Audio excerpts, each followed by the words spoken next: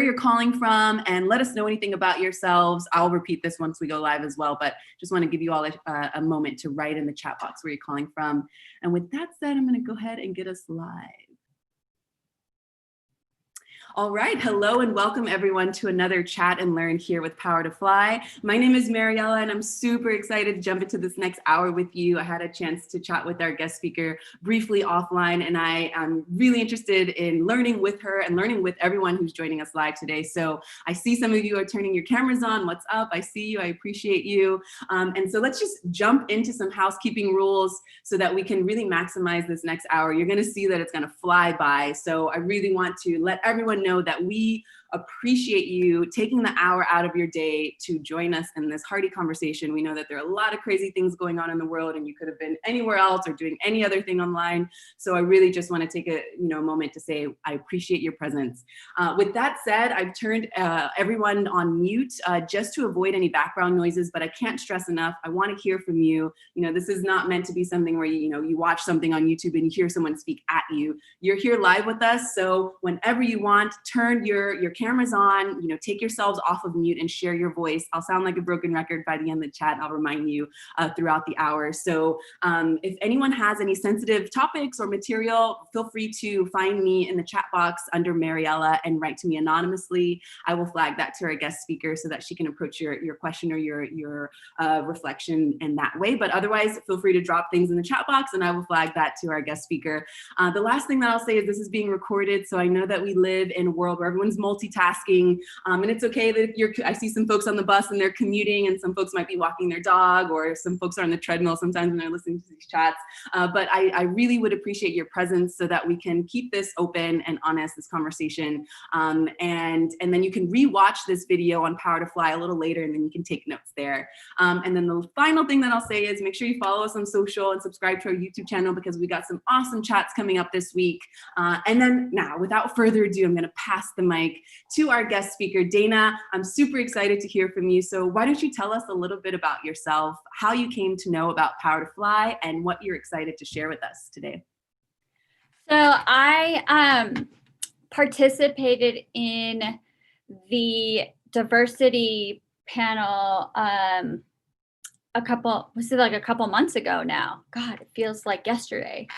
It was a 3-day event that you guys had that was phenomenal. All of the guests were incredible. And that was really my introduction to PowerToFly. I subsequently found out that the platform that my niece works at actually does a partnership with PowerToFly as well. So there's a family relationship as well. So that was exciting. And it was just kind of a natural to come and talk about pivoting, because I've done it quite a few times. So yeah, that's kind of how it happened. Absolutely. So I'm not going to read here what's on the screen. Everyone can read that for themselves. And Dana's going to kind of dive into her personal journey throughout this hour. And she is super empowered to share how she's been able to successfully pivot multiple times. And I know that we are in, some crazy times here now during COVID. Some of you might be currently pivoting. You might be thinking about pivoting. You might have pivoted recently. So I really welcome everyone to share their stories. And with that said, we're going to jump into your questions in just a few moments. I just want to shout out where we're calling from so that we can see, where we are in the world. I love the power of digital community is key, especially in a world where we, globalization and, coming together as a community is key, especially now. So I just want to shout out where we're calling from. So I'm in Argentina. We've got Nicole also coming from Argentina. Our guest speaker is in DC, but she lives in California. She recently traveled there a couple of days ago, I believe. We've got some folks calling from, I'm just going to shout you out here. So we've got LA, Florida, Orlando, Florida, San Francisco, New Orleans, Boston, Manhattan, Ohio. Awesome. Keep it coming. If you want to just, the UK, Maryland, Santa Monica, California. Awesome. So go ahead and continue to use this chat box throughout the hour so that we can just, make sure we stay in touch. We can connect offline when we finish this hour. And as I said before, you all have submitted some beautiful questions offline. We're going to walk through these questions one by one. And again, you can rewatch this video just to make sure, that you make all of your notes and really dive in deep here. But I would really ask for your presence as we start with this first couple of slides that Dana has put into the presentation that have some really powerful quotes here. So Dana, I'm going to pass the mic to you. Do you want to talk a little bit about this initial quote here? You can read it for yourself if you'd like as well. Yeah, so I saw the questions that came through, and there was a lot about what do you do when about rejection, or how do you deal with the challenging boss, that kind of thing. And Emmanuel Ochoa's quote just was one that really resonated with me. He recently did, he's been doing these conversations with, difficult conversations with a Black man. And he did one with Oprah, who's like a goddess, of course. And this quote just stuck out for me. This, do not let other people put a ceiling on your life. And I'm not saying that I'm perfect about this, but maybe like 2 weeks ago, there was a job I had interviewed for, or a couple weeks ago, I interviewed for a job, and I was really excited about it. I told like a whole bunch of my friends. People who are on this call right now know about this. And I was expecting to have a call back. They had said I was going to have a call back. And then I got some form rejection email, and I was really surprised. But I just keep going back to this quote about like, don't let anybody else put a ceiling on your life. And I just, I was bummed for, a little bit, a couple hours. And then I just kept moving on, because clearly it just means that that's not the right opportunity for me. Maybe not ever, but at least, or maybe it's just not now. It's the right opportunity. But, you never know what will happen in the future. So this one particularly empowered me. And then I also saw a question about, how do you know when you should give up and like go down a different path, that kind of thing. I know it's really challenging for lawyers right now, and not everybody on this call might be a lawyer, but there are a lot of lawyers or a lot of junior attorneys or like law students, or people who are about to graduate, or people who just graduated. And I went through this, especially when I graduated from law school in 2017. People kept saying like, oh, you give it like 6 months to get a law firm job, give it 6 months, a year tops before, giving up on entertainment law. I'm never giving up on my dreams. Like, so this other quote about never give up on something you really want, because it's a lot more it's difficult to wait, but it's a lot more difficult to regret. And, at the end of the day, it's your life. You're not here to please anybody else. One of my idols is Shelley Zellis, who actually spoke at the PowerToFly event. What was it, like 2 months ago? And she recently had this quote where she talked about like, you should only be yourself because everybody else is taken. And I thought like that is brilliant, because it's true. Like, everybody has like an idea of what you should do, who you should be, how you should act, how you should behave in interviews or at work or whatever else. You be you. Like, I'm not saying like go in and start cursing at people, but like be you, and be proud of who you are. I was always so insecure about having a high voice, or, looking really young. And I'm really happy just to be me at this point. And it's a daily thing sometimes. There's sometimes like I'm a little grumpy about it, but like overall, it really helps. So for the person who is like, when do I give up? Never give up.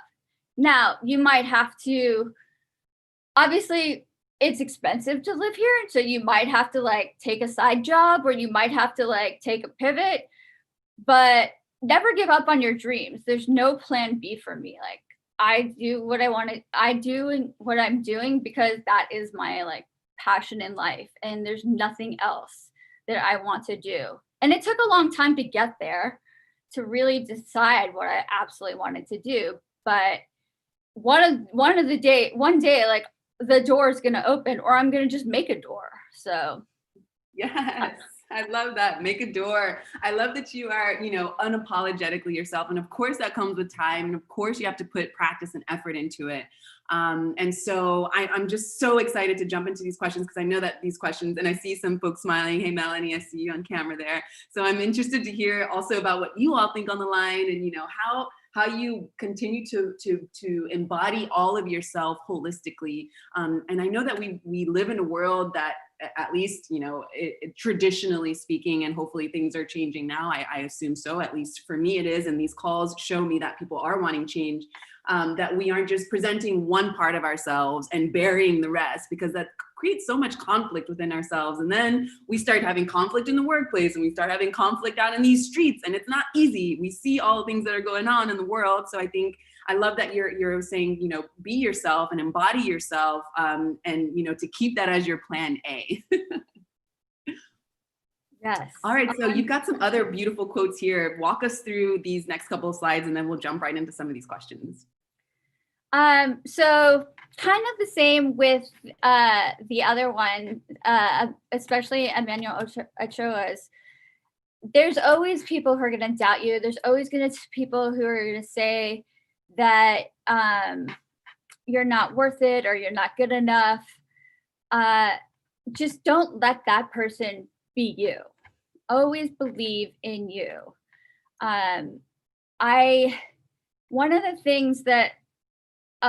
One of the quotes that I love from Jeff Bezos is that he talks about a lot about how you have to stay the course, and you'll be misunderstood. You can be misunderstood, misinterpreted for many periods of time. Amazon was not a successful company right off the bat, right? And but he stayed the course. He believed in himself.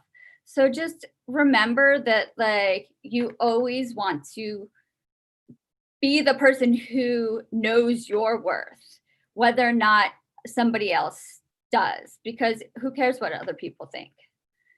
All that matters is yourself. And then about the rejection, a lot of people, are getting rejected now. There's always rejection. I've gotten rejected my whole career, and it's been more than 3 years, but that's it.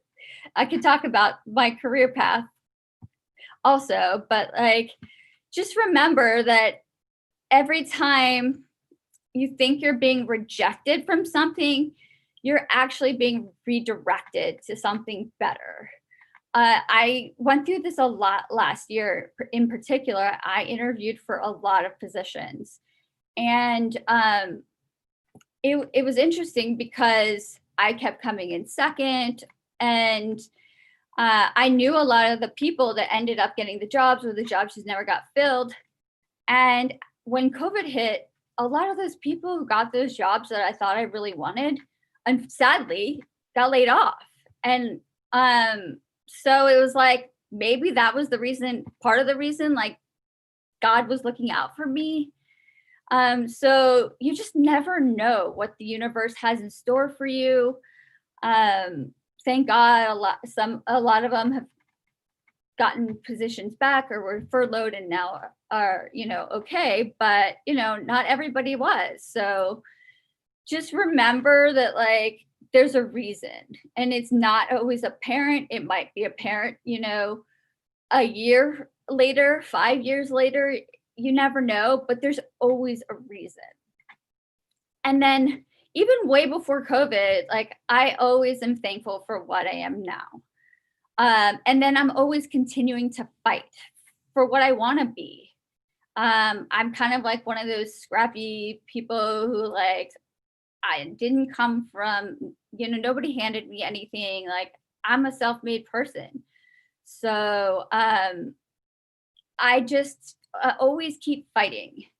But one of the people that I really like, the president of Showtime was talking. Her name is, oh my God, why am I blanking her name? Anyways, I'm totally blanking right now because I'm nervous. But she was talking about when she was at ABC and how Bob Iger was her mentor. And he said be ambitious, but don't be so aggressive that people cross the street to avoid you. Which I think is a great advice. I know somebody was asking about like how to reach out to people that you don't know, or people in your network when you see an opportunity. I always try to keep that in mind now, because everybody's here to help each other, but you don't want to be so obnoxious about it. You don't want to feel used. So just always like think about that. Like, how would you feel if somebody came to you with the email that you're sending or the LinkedIn message that you're sending? And that has really helped a lot, for me at least. And then the last thing is also like, you're not your job. So whether or not you're not in the position you want to be right now, it's okay. You're a human being, and that's all you have to be. You do not have to be a job title. Whether you're a janitor or the CEO of the company, you matter just as you are. So these are kind of like some of the quotes that I have on my bulletin board that I look at every single day just to remind me. Absolutely. And we've got some folks chiming in here on the chat box saying, thank you for being you, Dana. Don't be nervous, Dana, you're doing great. And then someone else writes, learn that lesson in a big way. I am not my job. Nicole writes, I love that. We are not our jobs. And then, yes, I love that you mentioned this quote about, making sure that you're assertive, but like, don't make people feel like they have to cross the street because you're taking up that much, aggressive space. And what I offer now are these free voice workshops, because I think that we've forgotten about the power of our voice, right? And you actually mentioned this, that you were maybe in the beginning of your career a little intimidated because of the register of your voice, but you didn't let that stop you, and you like embodied that and embraced that and learned how to cultivate all the other parts of you to be, this holistic person and deliver. I find that is such a beautiful way to just see the extension of our voice, right? So a lot of folks think that your voice is just the physical sound of your voice, but actually it's like the space that you take up, the presence that you command or demand in a room or on the street, right? And so if someone is like trying to avoid you, that's a sign that maybe, your voice is kind of stinky and it's stinking up the place and people don't want to be so close to it. There's a good way to protect yourself. Obviously, you don't want anyone just kind of crouching in on you, but to have that kind of, such a dominating perspective that it actually blocks relationships from happening instead of cultivating relationships. I love that you point that out. And of course, yes, we are not our jobs. You've got some awesome quotes here too. Do you want to go through these? I actually posted the one about the privilege of a lifetime is to become who you truly are after Chadwick Boseman passed away. Just one of my friends had posted that as a tribute to him. And it's really true. It embodies him absolutely incredibly, as well as I think it's just what I definitely aspire to is to just become who I truly am. And I really empower everybody on this call to just be who you truly are, because it is a privilege. And that is the privilege that each and every one of us, no matter who we are, no matter what our circumstance is, that's all of our privilege right there. We've got someone here writing in the chat box. This is a great flag to bring up, and I'd love that we're jumping in head first here. So Sean writes, sometimes it's hard to gauge how much space you take up if you're in a space where you're a minority. It's a balance. Do you want to speak on that? Because I'm sure, and especially, I am from Los Angeles and I used to work in the entertainment industry. I am not there for several reasons now, but I would love to hear you speak about, you doing the work that you do and the place that you do it, how have you seen other minorities and even yourself as a woman be able to balance that space that you're taking up there? It is challenging at times. I work on a team with all guys, so I feel very much in the minority on my team. But I learned a long time ago that you just cannot let people intimidate you. And they try every single day. They talk over me. They try to say like, oh, well, Dana asked a question. This is what she said. And I'm like, no, I can ask my own questions. Thank you. Like, you just have to like, I be really respectful about it, but oftentimes I'll have side conversations and be like, hey, I got it. I don't need you to repeat my questions for me. But if you're not assertive, if you're not aggressive about it, if you're not upfront about it and honest about it, they think that it's okay to continue to do those things that are not okay or don't work for you. I mean, maybe some people are okay with it. I wasn't okay with it. And so I spoke up. And when I see it other places, I speak up, because I see them cutting off other people too. And I'm like, that's not appropriate. Let the person finish. So it's also about empowering other people as well. Especially when you start feeling more comfortable to do so. Not that I want to talk for somebody else, but it's more like clearing the space when you see that somebody looks a little uncomfortable. And I've had a lot of people come up to me like, thank you so much. I couldn't get a word in edgewise. And I'm like, I know. They just never shut up. So we have no, please. Be free. Say what you need to say. We have someone here who's written in the chat. I'd love to hear your feedback on this. So Kim writes, I have an accent and not the pretty kind, so it can be difficult to speak up in some settings. I inevitably get, where are you from? Or someone thinks it's funny to mimic me. Do you have any advice for Kim? People make fun of me too all the time, and it's not okay. And people shouldn't be mimicking you. I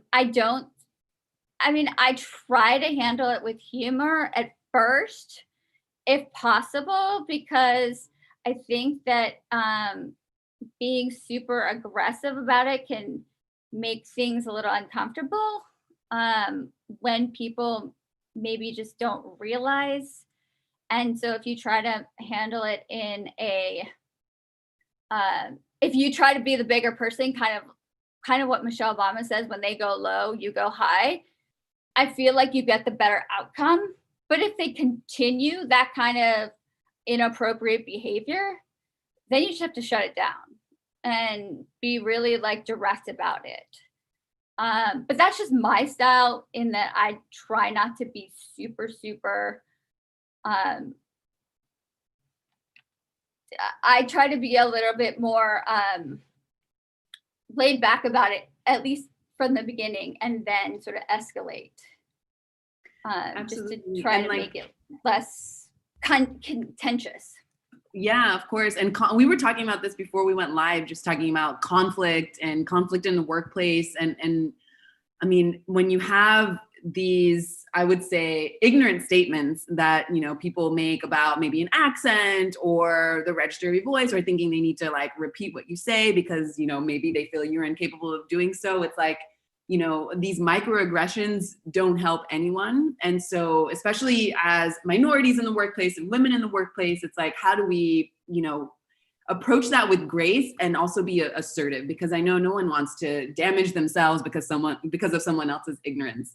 And it looks like we've got someone else who relates to this. Angela writes, this is pretty crazy, Kim. I can resonate because when I first came to the States, so many people were surprised that I could speak English.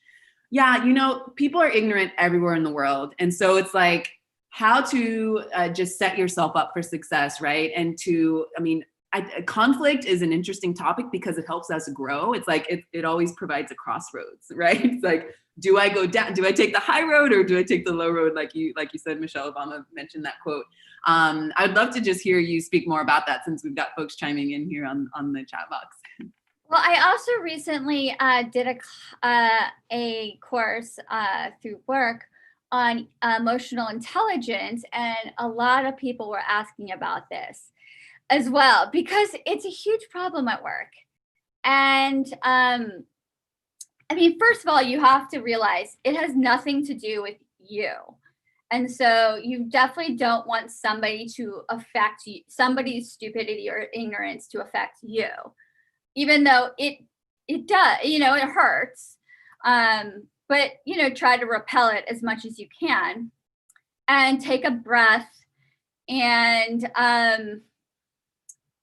it's real. The person who was talking about it was so eloquent in how she responded. It kind of the things I mentioned, to respond in as positive a way as possible, and then, escalate, maybe talk to them away from everybody first. So it's not so, it gives you a beat. So it's not so fresh and not so like personal. And then it gives you a moment to collect yourself and not so accusatory. Just be like, hey, just letting you know, I don't appreciate when you say X, Y, and Z, or when you copy my accent, or when I told this coworker of mine, I'm like, I don't need for you to,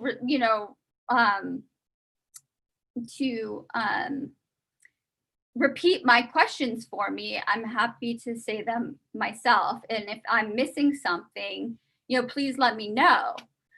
And I realized the reason he was doing that was because he was like, well, I'm the senior person and you're the junior person. And I was like, I don't care who you are. I'm going to speak for myself. Thank you. And so when I put him in his place, he stopped doing it. But I at least had the conversation with him first to figure out what was going on in a respectful way. And then I had to shut it down.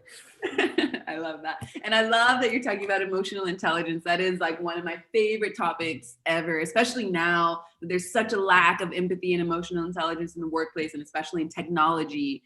So I mean, the more we can talk about emotional intelligence, the more like nerdy I can get. So I just like my antennas went up when you said that. And that just helps to bring the pressure down, to like reconnect in a different way. I love that you said, you take a moment to give yourself space and a pause and a beat to not just react and allow that kind of fight or flight, mentality to work against us. Really, it's just another way to keep us kind of shackled in this battle. It's like, hey, we're trying to live here. We're not like, nobody's trying to like hurt. I mean, if you are, let me know so that I can find another place to spend my time, and just give options. Sometimes you have to talk to folks like that. And at the end of the day, it seems like this guy was on an ego trip, which is something completely,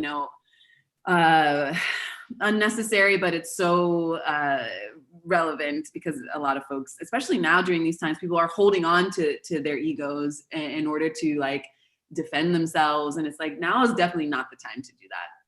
I see some folks shaking their head, like nodding yes. So I'd love to hear from you all in the chat box. Chantel, I see you nodding your head yes. Do you want to say something? I'm going to call you out. I see you kind of nodding yes. Somebody who really helped me with this, who's on this call, with Marcia, because somebody had asked me about the assessment tests, and she's a DISC certified, and we went through the DISC behavioral test, and it was extremely helpful. Maybe she'll chime in on it. But basically, it tests what your behavioral patterns are and kind of helps you relate to how other people's behavioral patterns are, behavioral types are. And it gives you ideas of how to even determine, based on the different types of people, what their behavioral styles are. So even when you're like going into an interview, you can be like, oh, that's a D, or that's a C, just like based on how they speak. And so you can basically tailor the way that you do your interview based on their behavioral type. And it really works extremely well when you're in a team setting as well, especially if you have different behavioral types, because the person that has a completely opposite behavioral type from you, it gives you some tools to be able to relate to those people better, and to not necessarily change who you are, but at least make your life a little bit easier because you can better relate to people that have different styles. I see somebody mention Myers-Briggs. Yeah, that's another one that is one of the oldest ones ever. I found these behavioral ones to be extremely helpful, even more so than the Myers-Briggs. But I think they're all very helpful. The Myers-Briggs is more the personality style. Awesome. Thank you so much. You're dropping so much knowledge. So I'm going to do a light pause here before we move on to the next questions. If anyone wants to come off of mute, Chantel, I saw that you took yourself off of mute. Anyone else, now's your time to shine before we roll into the next batch of questions. Don't be afraid. I don't bite. Yes, go ahead. Go ahead, Chantel. All right. So I have a question. I put in the initial questionnaire before it got on here, but I figure I might as well ask. So right now, I've been dealing with more of the silence rejections or the prolonged maybe, maybe not. And I guess my question is how to continue dealing with that until A, you pretty much finally get that letter, or B, you're like, okay, it's been a while. I think they've moved on. I'm not sure what's going on. Oh, this is for an interview? For applications, yes. Interviews are tough right now, especially. Just remember, I mean, everybody's going through a lot right now, so you never know when our interviewer is coming from. But interviews recently have been really, really hard. The whole like ATS systems and all that stuff, it's not personal anymore. I would follow up maybe like once a week, once every other week. And if you haven't heard back within 3 times, I would just move on. And you never know. It's interesting. I've had people come back to me. I had one company come back to me 4 or 5 months later. So you just never know what's going on with them. And it's hard because, you know, I'm sure it's something you're looking for, something you're interested in, but I would move on. They're telling you it's not right now. Yeah, especially 3 times max. Yeah, because I know my field's more in the accounting side / open to ourselves in organization, like maybe executive assistant roles, and it's like first few months, nothing during April, May, then late July, like, oh, there's openings. Can I please get something remote in my state? And funny enough, I don't know, it's because my state is Florida and we're the tourist state. It's been very limited on options to do remotes. Interesting. I would keep. Do you know anybody at the company that you could reach out to? I was other actually than the HR person. So I've been looking at a few of the companies, and some of them have people operations. Some of them maybe not high ranking or maybe high ranking, and the company's like either fairly new or slowly growing. So I was getting tips to try talking to people that are on LinkedIn Premium. I mean, I'm not on LinkedIn Premium, but I always help people whenever I can. I don't think you need to like just reach out to people on LinkedIn Premium. A lot of hiring people are on LinkedIn Premium, but not exclusively. I would just reach out to people who maybe like are alumni of your school, people who you have a connection with, maybe you're second connected with, people you have something in common with, and send notes. I get so many LinkedIn requests from people who just send it without any note, and I'm like, I have no idea why this person's reaching out. And I've written about this before. I don't necessarily accept those people, not because I'm not inclusive or not that I don't want a big diverse network. I do. It's just my network's very important to me, and I like to have some idea as to why somebody wants to connect to me. So I feel like for most people, if you just send like a little note being like, hey, I saw you work at XYZ company and I'm really interested in it. Do you have a few minutes to chat, or can I send you a couple questions? I feel like that goes really far, especially right now. Not everybody likes to get notes, but I feel like most people do, especially if you don't know the person. Right. That might be helpful, because then at least you can, if you have an insider in the company, you can kind of have that person sort of check in, and you never know. They don't have to be high level. And also, just to not put all of your eggs in one basket, I would say, I mean, we do a lot of chats with LinkedIn is so interesting. I see someone wrote in the chat, don't bother with LinkedIn Premium, it isn't worth it. Hopefully no one on the line works for LinkedIn, but yes, I mean, people are just trying to sell things now. And of course now everyone needs work and everyone's talking about connecting online and all these things. Something that I've learned during these past months of hosting these chats is that if you feel like you are like waiting for someone to like give you the yes or no, like you can put a lot of power into your hands and empower yourself by kind of writing or blogging or posting things that interest you so that people know that you're actively interested in these things or looking for work. And then maybe, that way you can kind of build your connections on LinkedIn a little more instead of having to go to LinkedIn Premium, which apparently, at least 2 people on the call are saying, try it a different way. I'm interested to hear what other folks think on the line as well. Tara here writes, research the person you want to reach out to so they know you've learned about them. Take 15 minutes of your time to ask for 15 minutes of theirs. Thank you, Tara. I love that feedback. Heather here writes, I prefer getting a personal invite as well, and be sure to send a message with my request. Yes, so personalization is key. And, don't give up. And, maybe if it's limiting where you are, the beautiful thing about this whole catastrophe right now is that the world is opening up for more remote work. So I hope that makes you feel a little easier in the heart, at least. Yep. I'm actually looking at a few in California. Now, hopefully they don't mind the 3-hour difference. I'm working West Coast time right now, and I'm on the East Coast. So, I think people are like, as long as you get your work done. Yeah, totally. And with that said, this is something I love to do on these chats. So let's put some of these things into practice now.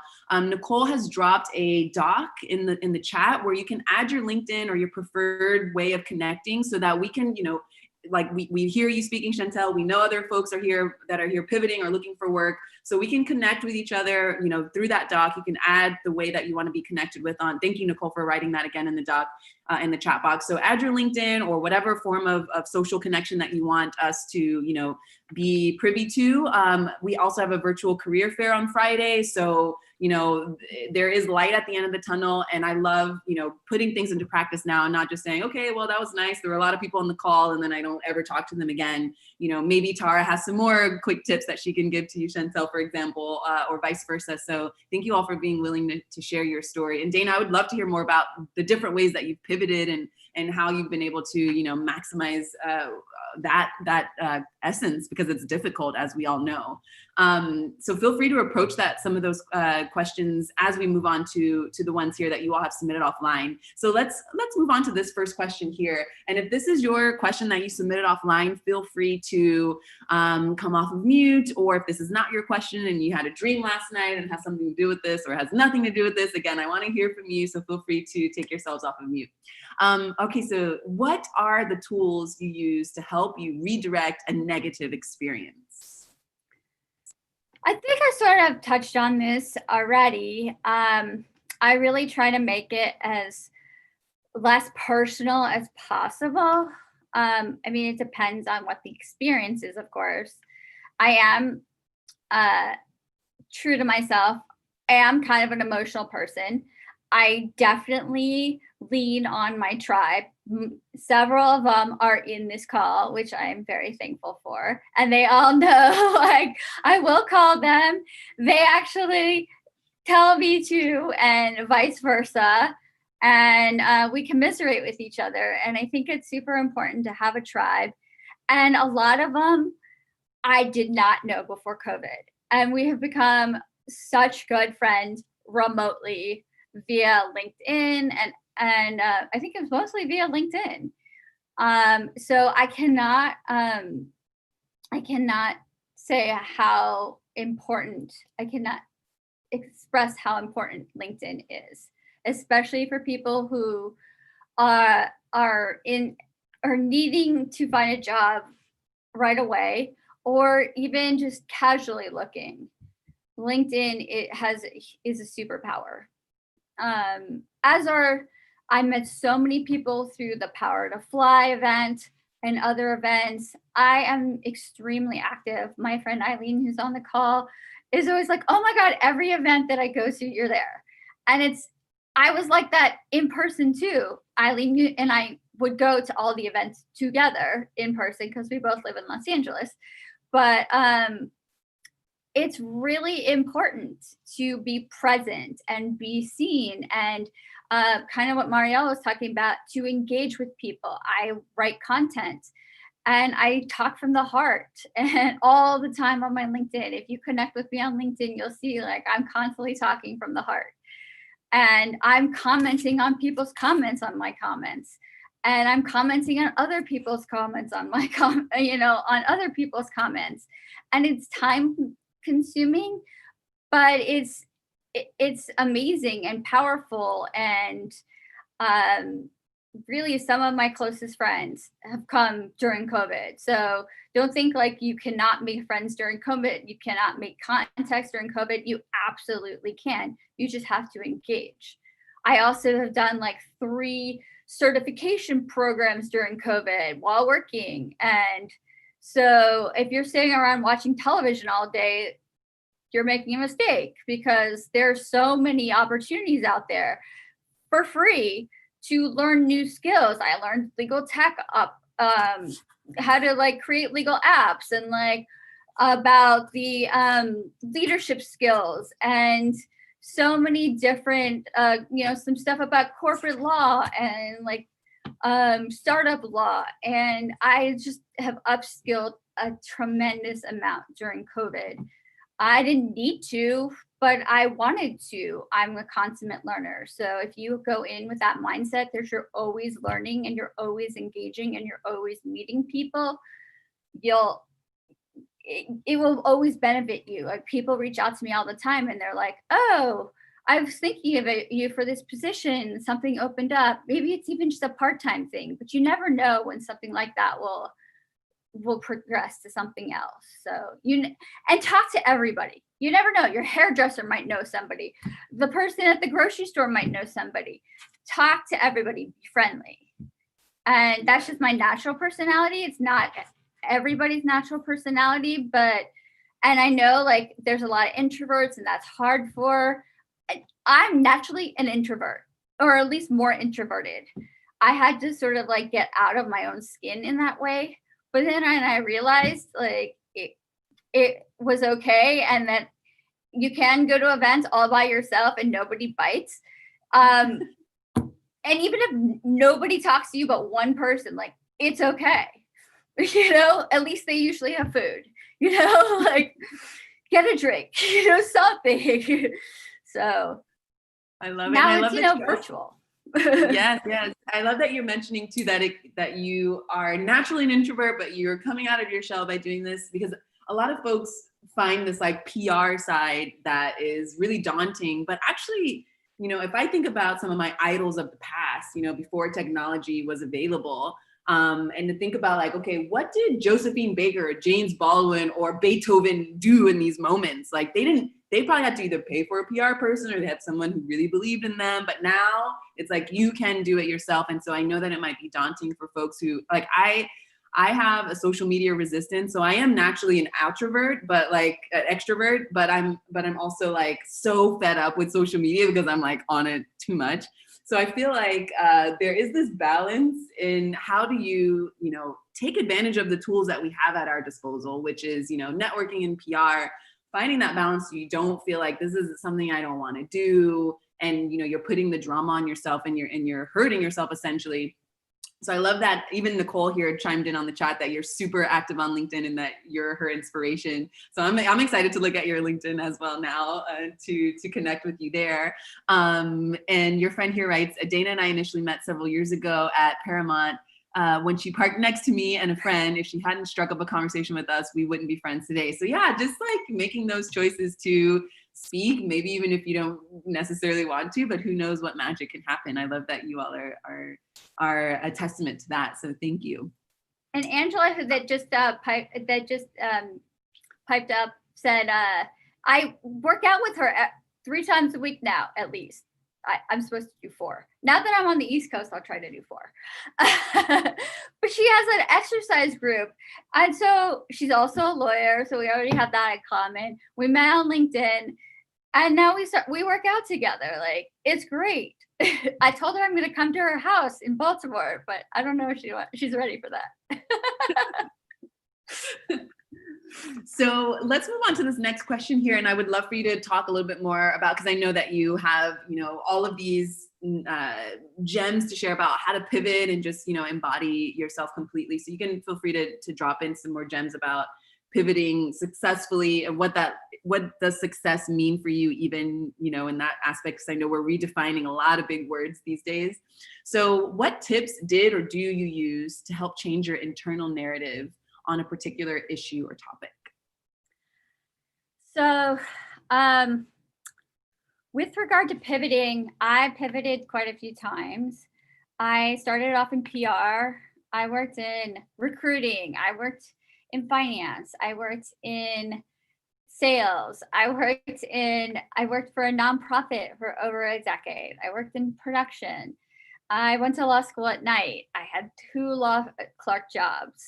I feel like people are like, oh my God, you've done like everything. I literally have done almost everything. I worked in retail, it's like there's almost nothing that I have not done. And I do find a lot of strength in that because I feel like there's not that much that is completely foreign to me, although some of this tech stuff at my office, I'm like, you're talking a different language. But beyond that, although then I start just learning it because I'm like, well, I want to understand. So beyond that kind of stuff where it's like initially I don't know what they're saying, I've experienced so many different options, but especially as lawyers, they're so used to people who just have the traditional path, went straight from undergrad to law school, never had a job, and then like go to a firm and then maybe eventually end up in-house. And so that was really, it was tough for me at first because I kept hearing, oh, well, you're not traditional. Like, it's a very negative word if you think about it. You're non-traditional. And I'm actually proud of being non-traditional. I'm not a conformist. I'm, as my friend Alex would say, a multi-potentialite. I have a lot of different skill sets, a lot of different interests. I have a lot of different things that I have done in my life. And I feel like that makes you a lot more interesting than somebody who literally did one thing. And maybe they're amazing at it. Maybe they're the best corporate lawyer ever.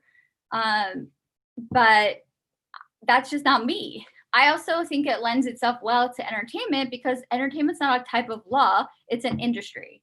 So you kind of have to understand like the whole picture, and there's so many different areas that touch on entertainment. So it's kind of a misnomer when people are like, oh, I want to work in entertainment law. Well, what aspect of it? Because that doesn't really mean much when you say entertainment law. So I thought I was really closed-minded of people who, especially at the big firms, were like, oh, well, you're not fancy enough, or you're not this, you're not that, and I was like, you're right, I'm not all that, I'm all this. And again, it kind of goes to you're not going to be understood. Not everybody's going to get it, but you have to like keep your course and you have to believe in yourself. And there are times where I question and I doubt, and I will cry to my mom or like one of my friends, and especially when somebody says something mean, but like I recover pretty quickly because I thoroughly believe in who I am and what I bring to the table, and that I'm good enough, I'm smart enough, and like, dang it, somebody's gonna love me. Absolutely. So we have someone here who's chiming in about your non-traditional words. Kim says, non-traditional here, night law school with 3 kids under 5, and after 10 years as a journalist. So I get you, Dana. Awesome. Yes. I believe, we are so multi-talented. We are humans. We are supposed to do more than one thing. And just the way that I speak a lot about education and just how there's so much opportunity to just like flip it around and like turn it upside down and shake it up a little bit, because it teaches us to specialize, and it just keeps our blinders here. And this is why we have so much work now to do with inclusion and, sharing different voices and things like that, because for generations, everyone has just been like this, right? And you're speaking about law, but I think across the board, in different medias, and we talk about technology a lot here at PowerToFly.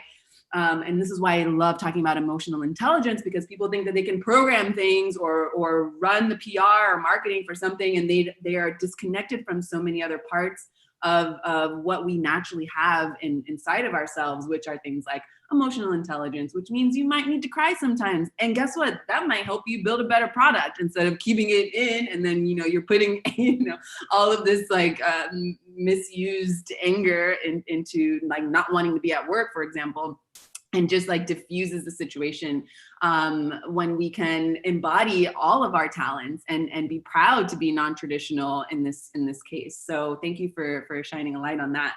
I do want to say that we've got about 8 minutes left. So if anyone here wants to speak up and take themselves off of mute or write in the chat box, feel free to do so. Now's your time to shine. And until then, I'll move on to this next question. Let's see if anyone wants to come off of mute before I read the question here. Hi, how are you? Greetings from Boston, Massachusetts. How's everyone today? Great, thank you. I just want to say that I'm a huge fan of Dana. Got to admit, I'm one of her big, but I'm just fascinated with her background that she has there with the lights. So I'm going to ask her if it's a Zoom background, if that's okay. Yes. I just want to reiterate what she said about when you connect with someone, sort of put a note with it, because I get a lot of requests every week. I'm in the privacy realm. I'm at one of the big 4, and I know I'm at the bottom of the food chain, but nobody else realizes that.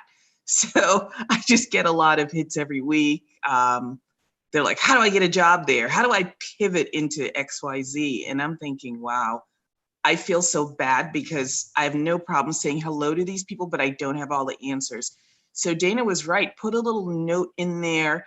And I would suggest not asking for a meet right away, because sometimes it puts pressure on people, especially when we don't have a job for you. I mean, I would love to give jobs to everyone all around, jobs for everybody, but that doesn't always happen. And I say build a relationship, follow them, like their comments. Every Friday I have a column, Bob Marley Friday, which I just kind of put some good vibes out there for people. And I've noticed there's some people in my network that will just come in and press like. And after a while, if I see them week after week, I will reach out to them. I'll take something from their profile and I'll say, I see you do this. Let me know if you ever want to talk, or you can get on my calendar, but personalize it. People really need that. And if you're looking to pivot or transfer, build that relationship first. Dana, great job today. Great job. Yes. Thank you so much for your 2 cents. I appreciate you coming off of mute there. Do you want to respond to that, Dana? We've got about 5 more minutes, so go ahead and take your time. Yeah.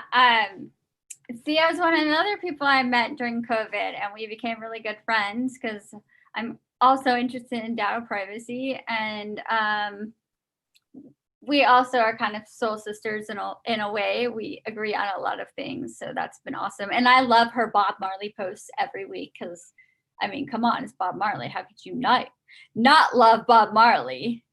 And then, but she'll tag me and stuff. She'll tell me about when there's like cybersecurity events or privacy events. And, it's like, it's a give and take thing that is amazing that we've developed since March, but like, we're already talking about when we can go visit each other, so it's amazing. I love that kind of stuff. But I had people, when I wrote that post about the personalizing your your messages to people, you don't send blank emails to people and expect responses. So you have such a small amount, such a small thing to make a good first impression. So, take it, because don't leave something up to chance. You just never know. That includes your resume. Like, make sure your resume looks good. Make sure your LinkedIn looks good. Those are easy fixes to make. If you need to get some help with it. It doesn't have to cost you an arm and a leg. Eileen on this call does resumes, and she's phenomenal. Like, there are a lot of avenues to help you.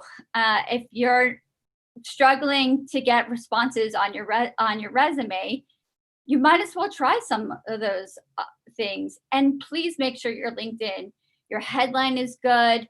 I do not believe in the like open to work thing around your face. I wrote a big thing about that. Companies, it is a bias. I don't necessarily subscribe to it, but you have to realize that like hiring managers, they want the hot thing. They want people who are wanted. People want people who are already employed. And so when you put that circle around your face, you're sort of like pointing out that you're not working. And I just, don't want people to be disadvantaged when they're already having a tough time, knowing some of the biases that are out there. Not that I subscribe to them. I just want things to be easier for people. However, there's a way to let recruiters know that you're looking without it being public. Also, your headline should be really targeted to what you want. And be really clear about what you want. Because if you just say in your headline, open to work, well, then nobody knows what you're open to work for, because you're not open to work as a corporate attorney and a babysitter. Like, nobody knows what that means. So make sure it says like, I work as XYZ. And even if you're like remote or, a certain area, great. If not, no worries. But like, the more you can target it, the better, because then your profile shows up on all of those companies and all of those recruiters searches for those keywords, and start looking in people's job descriptions for the kinds of jobs that you're looking for, and then use those in your headline, use those in your summary, your about section. Those are the things that are going to help you a heck of a lot more than that circle around your face. So yeah. Real talk. Real talk. So we actually have just about one more minute. I do want to kind of tackle this question because it kind of coincides with something someone has written in the chat box here. So I'm just going to ask you these quick questions as you take us away with food for thought and remind us how to connect with you. And you can, answer this question however you see fit. So how have you been able to cope with and ultimately accept rejection? And we have someone here who's written in the chat box.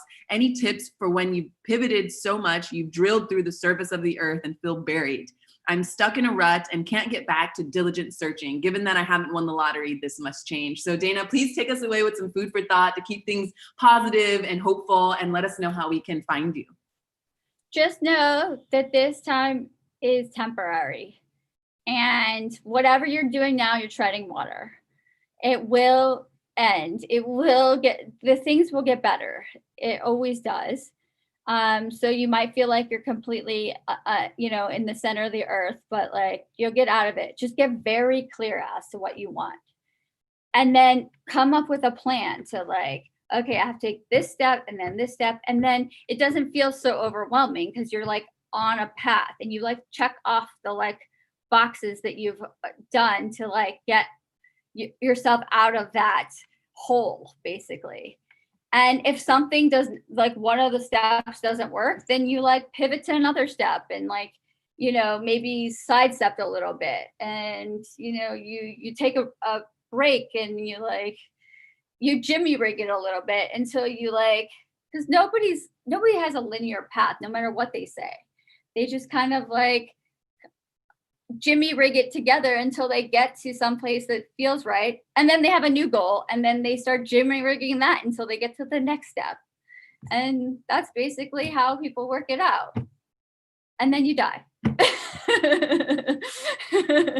Hopefully all battered and bruised and you had, an amazing adventure in the process. Absolutely. And that's how you deal with rejection, because it's not you being rejected. It's just putting you on the path. It's just like getting you to the path that you're supposed to be on. So it's like, it's telling you you're not supposed to be there. Yes. Well, thank you so much, Dana. And so feel free to connect with Dana on LinkedIn. Of course, write a note so she learns more about you. Connect with everyone else who has put their information in the LinkedIn doc that Nicole shared in the chat box. And again, I appreciate everyone for their time, for sharing your voice and your feedback and your opinions. Take care of yourselves during these crazy times. Be safe. And remember, you can do whatever you put your mind to. Okay. And Angela yeah. put my LinkedIn in the chat. So there you go. Absolutely. All right. So enjoy the rest of your week, everyone. We'll see you on the next chat.